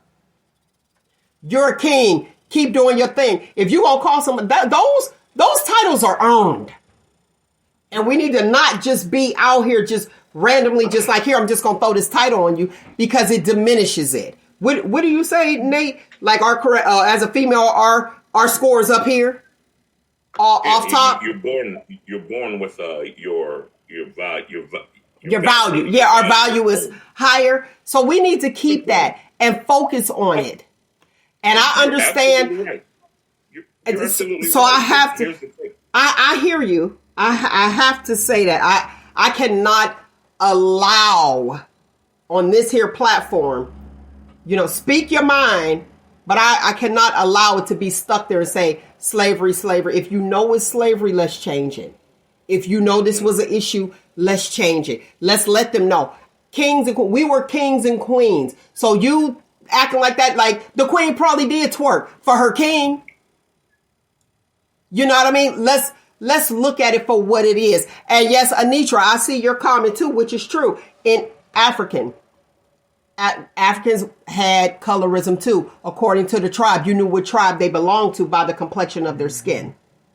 Mm-hmm. I got that. And if you look at now, and Chiefs, okay, I see you. If you look at it right now, you can see people from Africa like they have reality TV where they're trying to lighten their skin. So Nick, true that it's always been, and it seems like it's going to be. It was. I saw you, Cornell, with your comment in biblical days. But that told you where you were actually from. Go ahead, Nate. I'm done. In southern, Mexico and stuff like that, they call it improving the race. Okay. Lightening your downstream. So if they get with a white person to have a baby, they're lightening their race Puerto Ricans and Mexicans For privilege? For privilege. Now, if they're seeing with a black person, you're not doing nothing for a race. You're not, so Mexican or those Dominican women or whatever, if they're with a black man, it's looked down upon by their families. But if they bring a white man home, they're upping their race. So, I mean, guess what? Their value? Yes, that's now. They hold white men higher because they're down here they're bad with it. You can't stand black lighter. Because it cuts him out. Hold on. Yeah, it's considered to up their race or add value to their race. Because, okay. She's with a white man. And if they have kids, it'll be a lighter Puerto Rican or lighter Mexican. Okay, so in Texas, you said it's bad down there. Texas is a lot of Hispanics too. The Mexicans down here can't stand black people. And guess what? Had it not been for a Mexican and a black person getting together, I would not be here. What?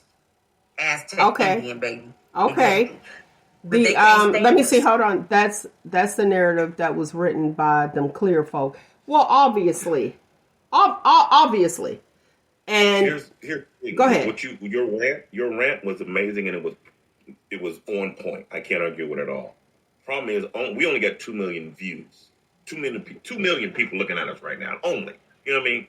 And if we can change them, that's all well and good. But you're going up against an educational system. You're going up against television programming. You're going up against all of this other stuff that says the complete opposite. That's why we're not valued as a people, light skin or dark skin. And guess what? I hear you. Mm-hmm. But if you could touch one, you could touch another. All you need is one to spread the word. I think it starts in the home. It starts in the home, and if you tell them, mine was in the home. That's all I can say. Mine was in the home. And mine was too, but it didn't apply to outside. I still couldn't get you male because my mom said I was a beautiful king. I liked male. I liked you. And guess what the household said? The household said, watch this, Mel's going to like you one day. If you work hard, educate yourself, she's going to like you. That didn't work to an 8 and 9 year old. One day, I want to marry her and be her husband and bring her flowers every day now. Today. I want to hold her hand and go to the beach and do these things now, mommy. Didn't work. And we got somebody, we have a fine dark-skinned woman in the comments. You can ask her about her thing. Miss Gordon. She oh yeah, Tracy Cole.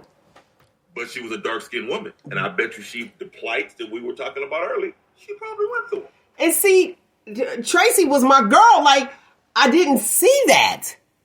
And I guess I didn't experience it. I want to get this comment here, which is really good, from Derek Clark. And he said it was made by the clear people. This is exactly what's trying to be prevented. Because if you know your history, you're bound to repeat it. So other people know our value. That's why they fight so hard to depreciate it. That's why they made Sexy Red. What? They're trying to make her on some magazine like, oh, this is your person. No, get your life. No, it's not. Okay. Thank you. Tracy Funny talking about some, hey. Okay, I got it growing up. We can't be killed by anything else. But ourselves. Right. That's why they're degrading us so bad with those type of things, the music, the culture, this, that, and other. Because you best believe, they can't make a thing that would just kill us off because we're the stronger race. Scientifically, it goes from dark-skinned Africans, the weakest thing in the whole tree, blonde hair, blue eyes. That is the wash in the back of the thing, because you can't, those are the bottom. By design, you can't make anything from that. That is the last of the material. The good stuff is the darker stuff. So guess what we want to do? We want to damage and throw that away because you're closer to you're the root. I can't kill a tree off in the root. I can't kill the roots in the tree stand. So that lost leaf. Watch this. Get all the power or the perceived. To your point, we are the majority. Let me tell you, so much so that remember on different applications it had black, white, Indian, or other, because you didn't even have like Hispanic, all that other stuff. Now it is, because remember it was 1% black, you were black. Now they got to put everything on there. Watch this. There's a box that says biracial now. Check it out. So, but remember, you could have all the ones you wanted, but 1% black, you were considered black, mark that box. Oh, hold on. The stats about to change. So let us put a box that says biracial. And you know what that does? Tell it. That brings back the house Ninjas. person. The house ninjas? Ninja. Because guess what? I checked the box biracial. So guess what? I get half credit as being a minority, and I can go and get these type of jobs. Now, us all true, that just puts us further back in the economic and societal race. Because now you're going to say, there's something. Oh, we'll take those, and they're minority, and they this, that, and the other, and blah, blah, blah. And, her dad's white, so, I mean, she's come from good old family values. And we're looked at as more of monkeys now that you didn't put that box on these applications. Now, watch this. It used to be, I'm glad you brought that up, it used to say other. Now they actually have biracial. I want to speak to this point. Where Cornel Stevens said, it's funny because my 3 sisters are dark skinned and he's the only light skinned one. I want to know, did he have any experience or what happened in the household? I would like to know, what was the kitchen table talk? Or, you know what I mean? Because of that, because you have your variety. Mm-hmm. That's what I want to know. So, Cornel, I appreciate you coming on, and I want you to, I need to see how that kitchen table talk was with the dark-skinned sisters and him being yellow. So did you get the people you wanted? Because he had light eyes, right? 2 different color eyes. Pretty mother. I mean, yeah. Okay. So you got that in, and then you have the dark skin that you guys are sharing with me that there's an issue. Yes, the indigenous Indians, yeah. Black, right, exactly. And it's like, so you breaking it all up so that the whites can still be the majority. Divide and conquer. But we have to reboot our hard drive to say, okay, guess what? Boom. It's almost like, here's your hand. You play spades. You can still win with no spades. This 3 of clubs gonna walk. Right. It's the way you play your hand. And if I already know I'm up against the odds, I'm going to play my hand right. But I'm not going to throw it in. And I'm not going to complain about it. I might be like, I ain't got no spades and throw it in. Now they be sitting there. But I'll play it if my partner got spades. Come on. And you heard me. My partner. I'm connected with somebody. That's what we don't do. We got to get connected with each other. And say, okay, we're in this together. But if you by yourself, you could be like, oh, if it's every man for himself, boom, I'm throwing my hand in. Go fish. Well, we playing go fish then. Okay, he commented. Let me hear. I'm going to read this for a listening audience. Yes, the household was cool. My sisters, we all close. All that was outside the house. It was a problem, jokes was... Okay, jokes that I was adopted. I got that because I know some people who did experience that part of it. Mm-hmm. But outside, he said, but outside of the house was good, but outside of the house. Outside. So, Mel, you speak from inside of the house. Yeah. You house ninja.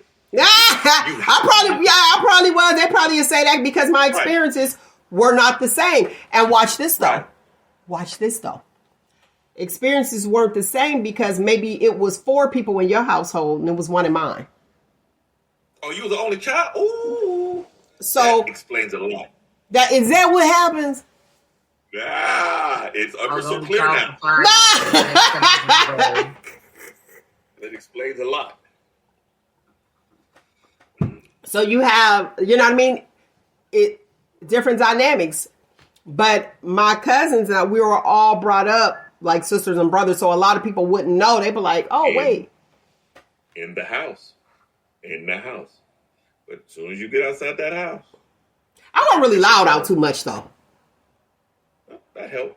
Yeah, I wasn't. But I was at every party. But guess who took me to my parties and picked me up? Mel, Exactly. Your mom's here. Stop the music, Mel. You're right here. You're wrong. So right. So that was a difference. Extremely involved. And when they say a village, yeah, a village raised me too.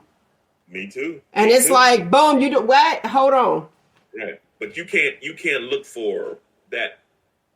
Shout out to Sean McCrae's mom. You ain't know we went all the way back like that, see? Yeah. Well, you can't look for that same admiration or that feeling of, feeling that you're wanted or accepted from in the house. It's a different feeling. Yeah, I can agree with you with that, because some people feel like you said I'm beautiful, but you don't matter. It's right. My peers it's like, matter. Grandma, you have to love me. Mom, you have to love Auntie. I'm your nephew. You gotta love me. It's different to find a love from somebody on the outside. You have to earn or something like that. That's the difference. I had to earn it on the inside too, though.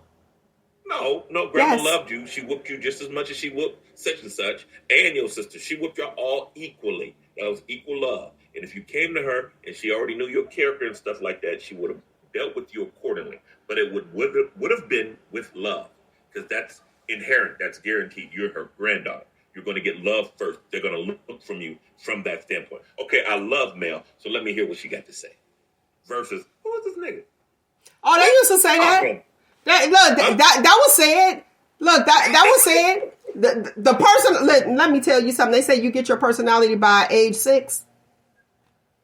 I was who I was, and I spoke how I speak the same way. And my aunts could tell you, there's consistency. My daughter, she was about 6. I said, "Why didn't you clean your room?" You know what she told me? She told me, because I ain't feel like it. At 6. That's my girl. Everybody that was around was like, "Oh my gosh, you're not going to get her for that." I was like, she was honest. That's all I asked. Y'all just tell me the truth. Even if I had to come to the school, what happened? Like, I need everything, because I can only back you if I know everything. She tell me what happened. Okay, let's go in here. We team. And see, that's the thing. Being the team. Right or wrong, be the team publicly.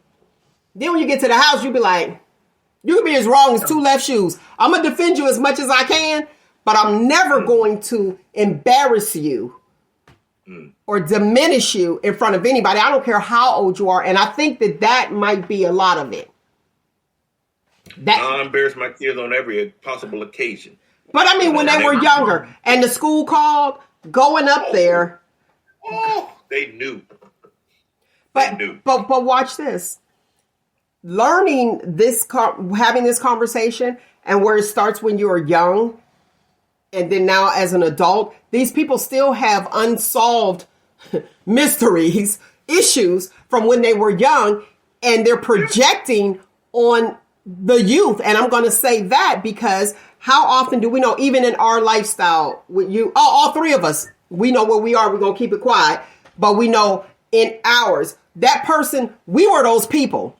And then we get somebody that'll come into it that was like quiet and like the nerd, like the not so rough and tough. And then they put a vest on and now they the superhero.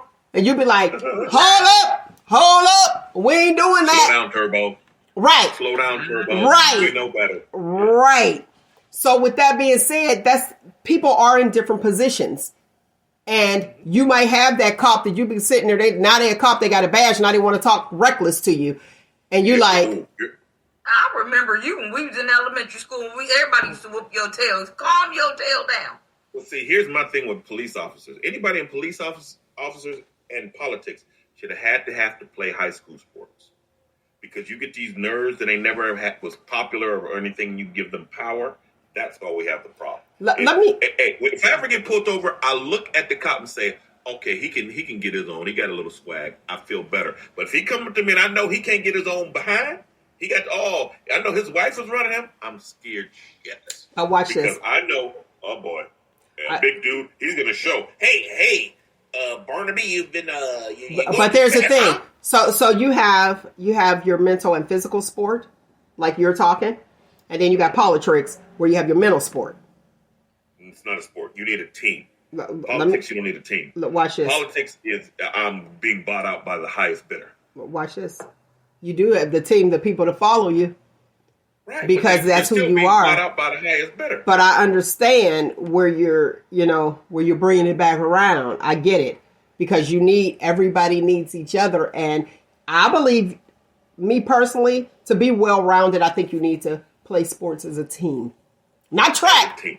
Unless y'all doing the relay. Then it's like you depend on your next person. Right.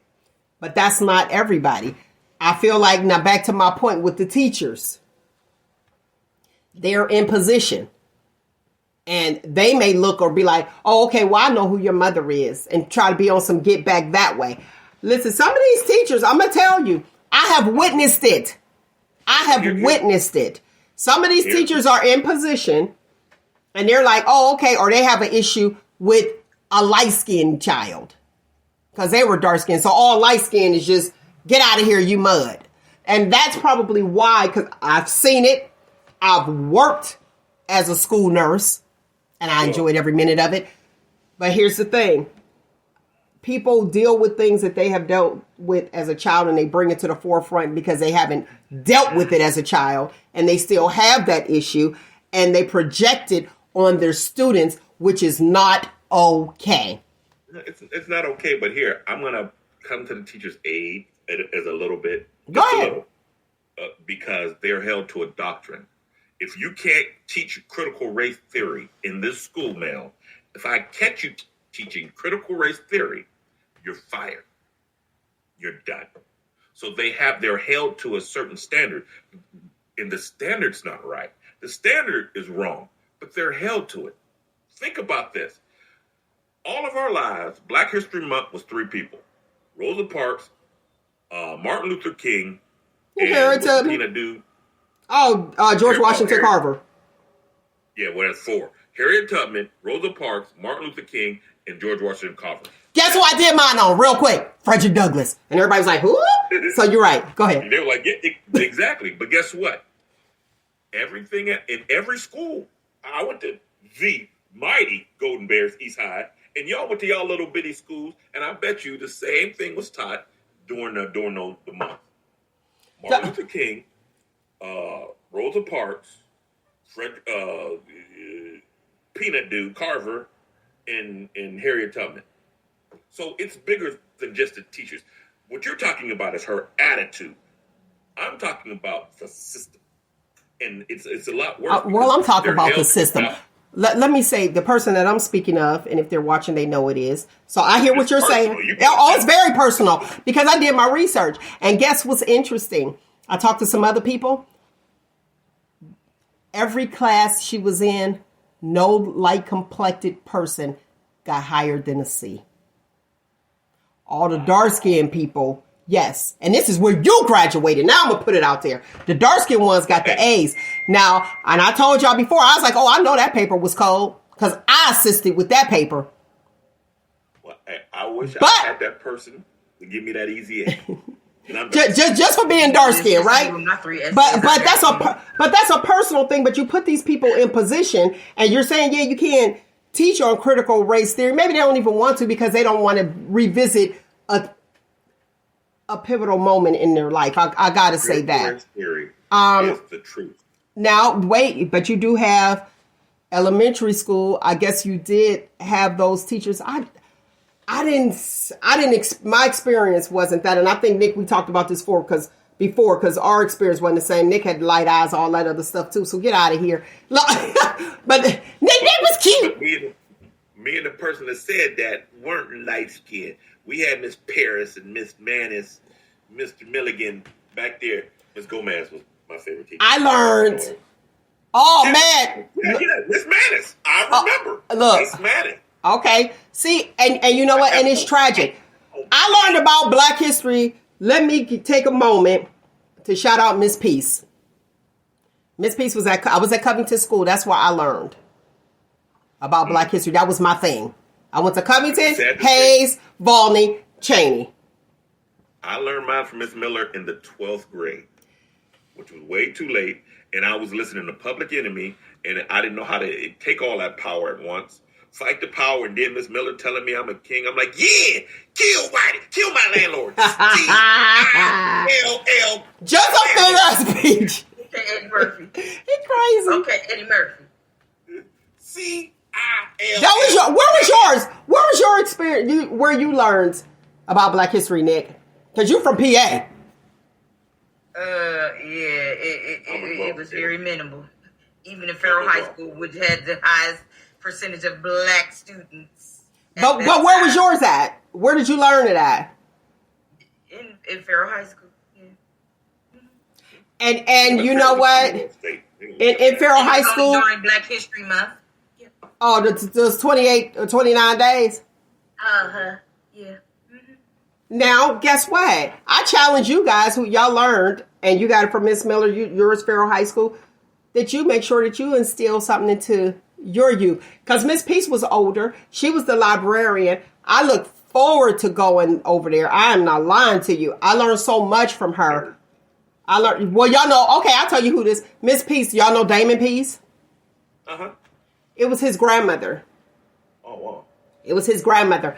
And being at Covington School, which ended up turning to Martin Luther King Jr. School, but we learned at Hayes, Mr. Monroe. Shout out to Mr. Monroe. I couldn't understand why he would always say, well, yeah, with the rings. He would say, you will learn. He used to say that all the time. And I used to be sitting there like, it took us 10 minutes to get the class started so that we can learn. And then when I went over to the white side, to the white school, they just walked out. It was like learning is a privilege. So you had the black teachers who were like, you gonna learn, you gonna learn, you gonna learn. And we thought they were mean at that time. Like, oh my goodness. To the white side, it was like, I don't even care if you learn, I'll still get a check. And that's when I learned, and I was young. I was in the 7th, 8th grade, where it was like, wait, it was culture shock. Mm-hmm. But shout out again to Miss Peace. That was my introduction to us. Deeply, I'll say that, because we had to look up, read books, get, the Dewey Decimal System. You had to learn that. But she made sure that, we watched the movies. And that was pivotal. But we're not allowing our children to watch movies. We're letting them do what they want to do. Things that are important, like family, we're letting them make a choice. Go ahead. What you got? I'm glad you said the movies, because something, I don't know what came on my feed, but Shaka Zulu. My dad made me watch that movie when I was a kid. And I'm calling my 30-year-old son and my daughter and grab my grandkids and sit down, and we're going to watch Shaka Zulu together. Because that was, that was a great one. And Nick, you're a grandmother. Sit with your daughters and be like, listen, let's watch this so that we know. Mel's movie of the week is Shaka Zulu. We will be testing you guys next week, and I will be doing excerpts from the movie. You are so funny. We're movie stars. We're movie stars, Mel. We're on the big screen, so yeah. Yeah, we're on the big screen. We doing it. Let me give you these quick Q-tips real quick. Let's talk about freeing yourself. We got to free ourselves. We have to free ourselves and not judge people. But I wanted to have this show because I needed clarity and I needed to understand. And like you said, I was in a house and I could just speak from my upbringing versus someone who didn't have the same upbringing. But I told you before, remember, I was like, I thought everybody had the same thing, did everything that I did once I got home from school. My friends were genuinely my friends. And I think that that's probably why I'm so devastated, because I'm 10 toes down for mine. And then when I see that they're not. It's a naive thing. I know exactly what you're talking about, because you're figuring, hey, I'm there for you and blah, blah, blah. And we're friends, so you're supposed to be. You have to learn. This is what I learned. I had to learn how I learned. That you have to try to see it from their point of view.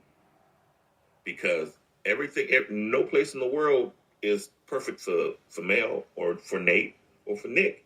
The world ain't built around me. I have to identify what you might be thinking about and work in that context.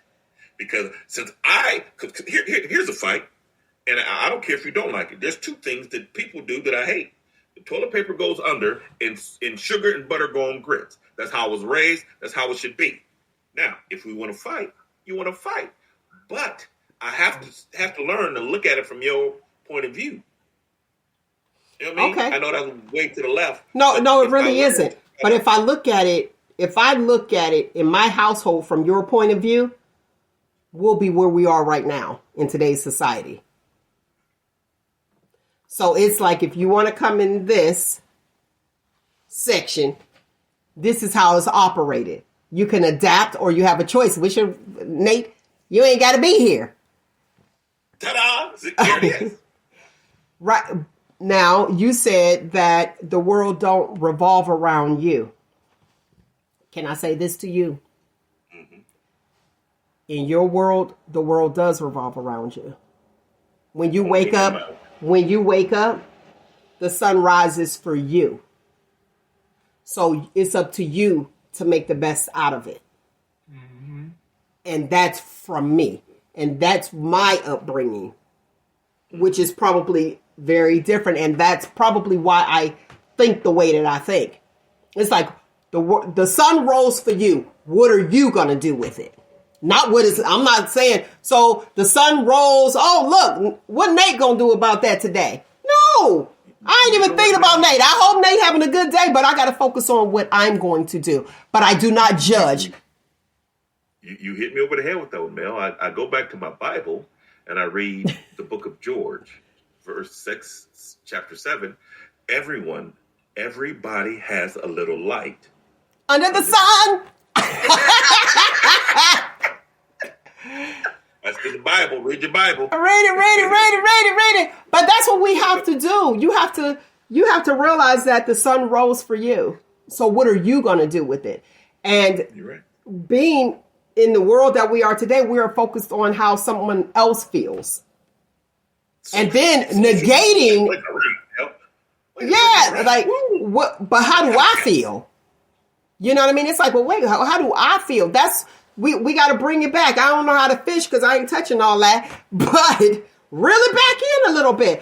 The one thing that I won't do, I won't judge people. And the reason I won't judge people is because you put yourself in a box when you judge people. So now you got to be careful and say, okay, well, let me not do this because I judge this person that way. I believe everybody is who they are and they are allowed to be who they are. And that's why this platform is, it's okay to be you. We can agree to disagree all day long. And it's cool. Yes. And we can still communicate. Have you been in that place where it's judging a book by its cover? Woo.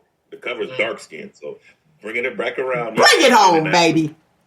Because my color, my book cover is blackity black, blackity black. All black, everything. Black and black. But what about you, Nick? Have you ever been where you judge a book by its cover? Yes, unfortunately, I have. Okay. Yeah. And I think everyone's good for that. And here's the thing, me as well, because I thought everybody had the same childhood that I had.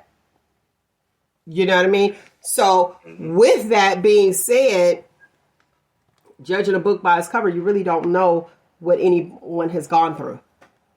Right. You don't know how they are. And it's like, okay, well, I judge this book, but look, or if it's an interview, because I had a conversation with a lighter complected person, and she told me if it was you or I going into the interview, I loved the honesty. She was like, yeah, I'll probably have to say, okay, let's see where we are. She was like, but if it was me and a dark-skinned person, I'm pretty sure I got the job. Yeah. Well, and here, because of the public's eye. And there's a lot of money behind that, the division. Do you understand if me and you went to a job, Mel, you would get it because you're a double minority, you're a woman, and you're black? So that puts you over me. Well, that checked both the boxes. Right. So it's like, okay. Me as a black man, I don't get no breaks. None. None? None. Here, okay, I want to finish this as far as like judging a book by its cover. How many people have judged people by the friends that they're associated with? Going back to like the Usher and Russell Simmons. Have you been? Say that again. Have you been judged, or have you judged someone based off of who they are around? Both. Yes, definitely. Now, why is that? Is that birds of a feather? Flock I'm like, oh, so you want to hang out with all them? Oh, Two so peas you the in a only pod. one that's not a hoe in the group? So you the only one that's not a hoe in that whole group? Right, Yeah, right. exactly. I got that a lot. Oh, you hang with all them hoes, you must be a hoe. No. What they do with their crotch is their business. I ain't got, listen, I can't answer for them. See, here's the thing. Has it ever occurred to you that maybe they are a different person around you than they are the other person? Right. They are. The person that you know is the person you know. I think the person that Nick know, I treat you differently because you mean this to me and that to me.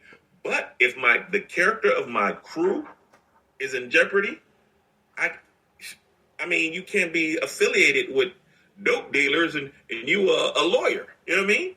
You can't be a cop and have all dope dealer friends because by those birds, you're assumed by to be association.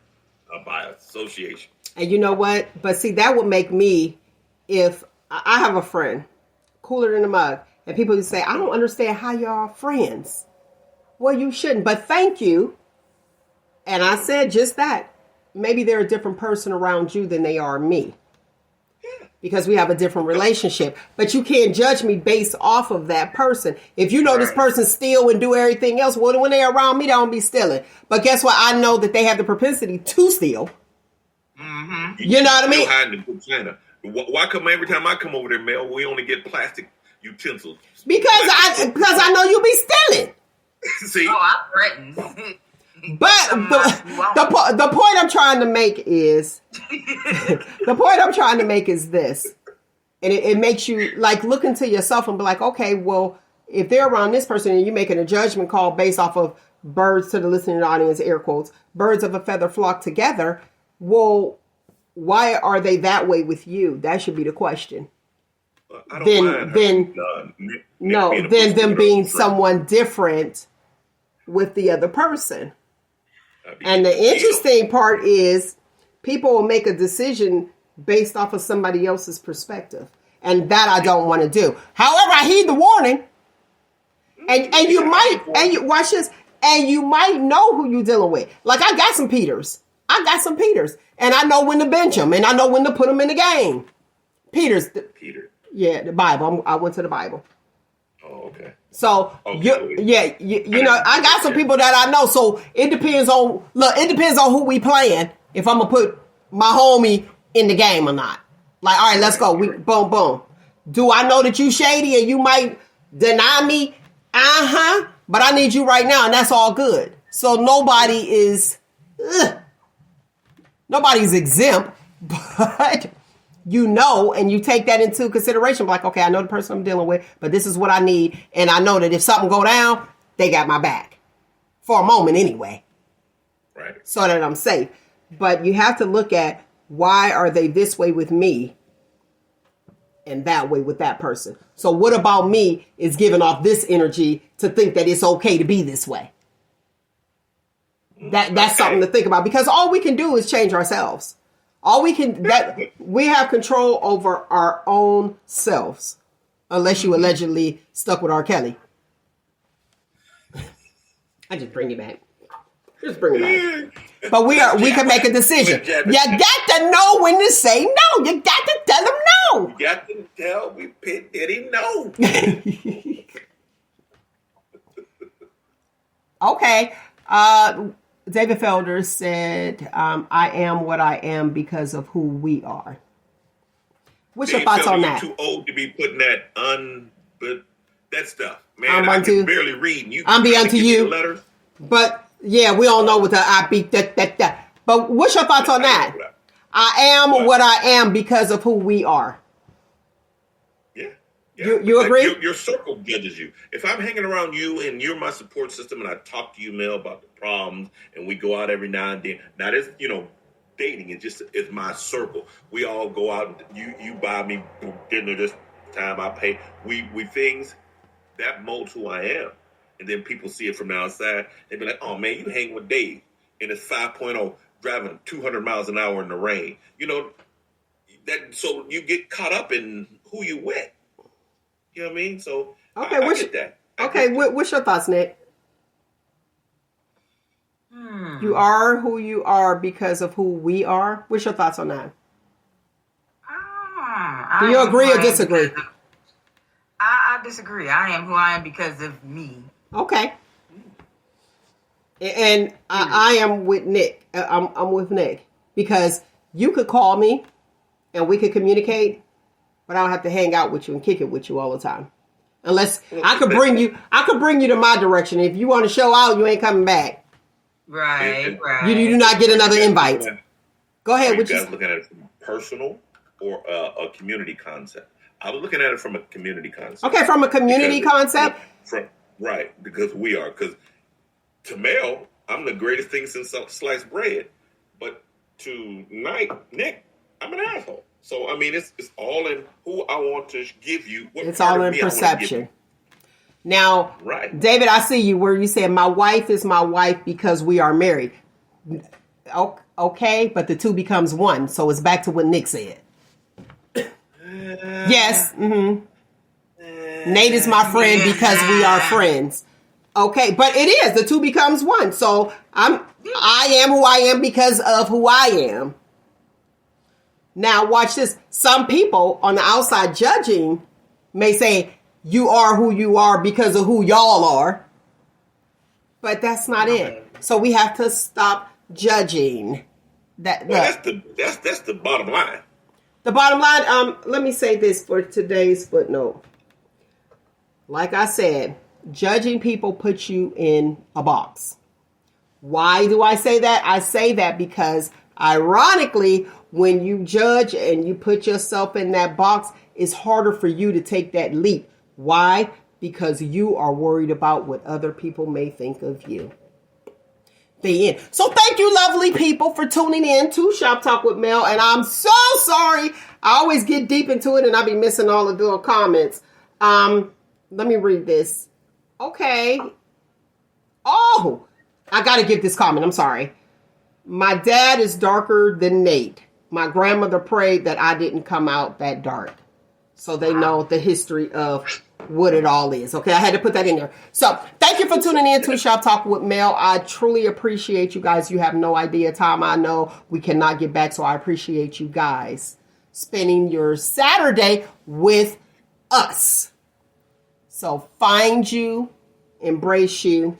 Most importantly, always, always love you. Until next week, people, what is it? 1, 2, 3. Shop Talk. Like, man, where you doing it? Where you doing it? Where you doing it? Yeah, we're trying to wait on you. Whatever. Wait a minute. I from when I'm hearing, we saying it together. We did. We definitely did it. Thank you guys. I thought I did it prematurely.